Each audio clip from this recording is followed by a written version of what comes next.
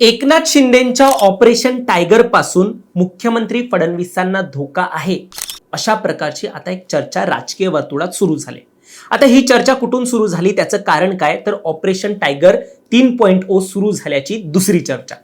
आता यामध्ये गुलाबराव पाटलांनी एक महत्त्वाचं वक्तव्य केलं। ते काय म्हणाले, तर ऑपरेशन 3.0 ला सुरुवात झाली आहे आणि थोडं थांबा, जेव्हा एकनाथ शिंदे हे दाढीवरून हात फिरवतात तेव्हा ऑपरेशन जे आहे ते सक्सेस होतं याची ठाकरे गटाला उपरती आली असल्याचं त्यांनी एकूण वक्तव्य केलं।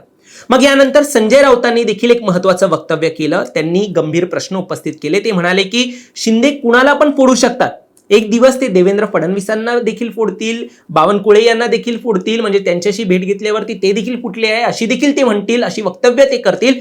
हे सगळं एकूण संजय राऊतांनी म्हटलं आणि त्यांनी असं देखील वक्तव्य केलं की अमित शहांना देवेंद्र फडणवीस यांच्या विरुद्ध फोडण्याचा प्रयत्न चालू आहे।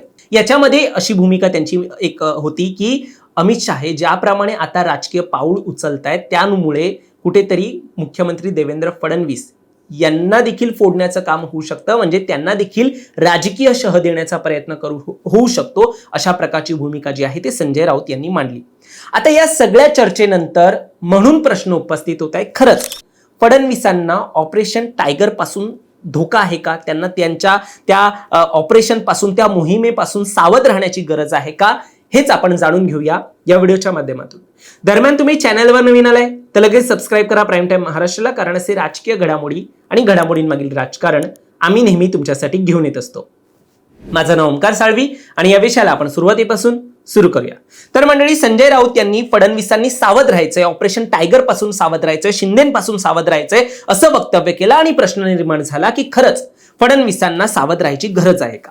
काल आपण यावर व्हिडिओ केला की कसं मुख्यमंत्री देवेंद्र फडणवीसांशिवाय हे ऑपरेशन टायगर सक्सेस झालंच नसतं, एका खासदाराने तर फुटायचंय तर भाजपमध्ये आम्ही का नको जाऊ, अशा प्रकारचा एक तगादा लावल्याची चर्चा होती आणि फडणवीसांनी मग त्यांना, त्या खासदारांना त्यांच्या राजकीय भवितव्याची एक हमी दिली। त्यानंतर कुठे जाऊन हे खासदार शिंदे सेनेत जाण्यात तयार झाल्याची आपण एक काल माहिती दिली होती, जी माध्यमांनी सूत्रांच्या हवाल्याने सांगितली किंवा माध्यमांच्या आर्टिकलमध्ये ही सगळी माहिती उपलब्ध होती। ती माहिती आपण कालच्या व्हिडिओमध्ये सांगितली।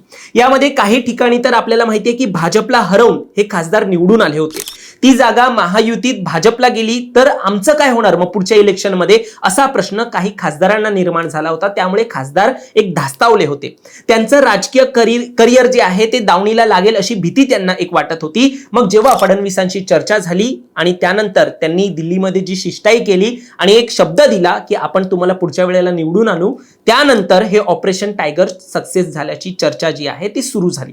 त्यामुळे इथूनच पहिला प्रश्न निर्माण होतोय की खरंच ज्या मुख्यमंत्री देवेंद्र फडणवीसांनी हे सगळे प्रयत्न केले असं जे राजकीय विश्लेषक सांगतायत, जे माध्यमे सांगतायत, मग त्यांना खरंच ऑपरेशन टायगरची भीती असू शकते का। मग या सगळ्यामध्ये राजकीय वर्तुळात आता अशी देखील चर्चा आहे की हे खासदार जे आहे ते फुटीनंतर एक कुणाला फायदा होणार, तर याचा फायदा असा म्हटला जातोय की या खासदारांची गरज कुणाला आहे सर्वात जास्त, तर ती आहे दिल्लीतल्या वरिष्ठांना।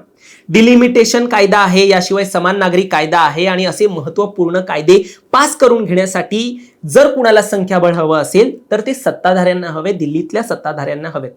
मग यामध्ये आता तरी एकनाथ शिंदे यांच्या पक्षात जाऊन या खासदारांना काहीच फायदा जो आहे तो जर गेले तर तो भाजपला तरी नाहीये। याशिवाय मग दुसरं वक्तव्य राज ठाकरे यांनी देखील या संपूर्ण संदर्भामध्ये केलेलं आहे। त्यांनी काय म्हटलं, तर ठाकरे गटाचे 6 खासदार हे थेट भाजपमध्ये न जाता शिंदे गटात गेले, त्यांची सत्ता ही दिल्लीत आहे, त्यांची राज्यात सत्ता आहे, मग त्यांना भाजपमध्ये जाता आलं असतं पण त्यांनी तसं नाही केलं, ते शिंदे गटात गेले। आणि या सगळ्या मागे एक कारण जे आहे ते राज ठाकरे यांनी सांगितलं की अमित शहा यांना पंतप्रधान करण्याच्या दृष्टीने रणनीती आखण्याचं हे काम सुरू आहे आणि त्यामुळे ही आपल्याला राजकीय घडामोड पाहायला मिळते। तर अशी 2 कारणं जी आहेत ती सध्या एक समोर येताना पाहायला मिळत आहेत, राजकीय वर्तुळात समोर येत आहेत, म्हणजे कायदे पास करून घ्यायचे म्हणून, आणि दुसरं म्हणजे अमित शहा यांना पुढचं राजकीय भवितव्य जे आहे ते त्यांना पंतप्रधान पदासाठी जायचंय म्हणून देखील हे खासदार येणं महत्त्वाचं एक होतं, सत्तेमध्ये येणं महत्त्वाचं होतं आणि ते शिंदे गटामध्ये आणणं महत्त्वाचं होतं, कारण की अमित शहांना या सगळ्यामध्ये त्यांचं काम जे आहे ते करून घ्यायचे, हे जे आहे ते वक्तव्य ते आपल्याला राजकीय वर्तुळात पाहायला मिळाले। मग या सगळ्यात पुन्हा मग असाच जो प्रश्न जो आपला सुरुवातीचाच आहे की खरंच मग यामध्ये फडणवीसांना कसा धोका आहे. आज राजकीय विश्लेषक या सगळ्यावर काय म्हणतात. आज मुख्यमंत्री देवेंद्र फडणवीस हे असे चाणक्य नेते आहेत ज्यांनी 2024ला विधानसभा निवडणुकीत स्वतःचा शब्द जपण्यासाठी म्हणजे जे मी पुन्हा येईन हे वक्तव्य त्यांनी केलेलं तो शब्द जपण्यासाठी तो शब्द खरा करण्यासाठी ते पुन्हा आले आणि जेव्हा ते पुन्हा आले तेव्हा फक्त ते एकटे नाही आले तर दोघांना घेऊन आले. अशा प्रकारचं वक्तव्य त्यांनी केलेलं म्हणजे त्यांची चाणक्य नीती ही आपण 2024ला संपूर्ण महाराष्ट्राने पाहिलेली आहे. आता देखील भाजपने असेल मुख्यमंत्री फडणवीसांनी असेल ऑपरेशन टायगरची जबाबदारी कधीच घेतली नाही.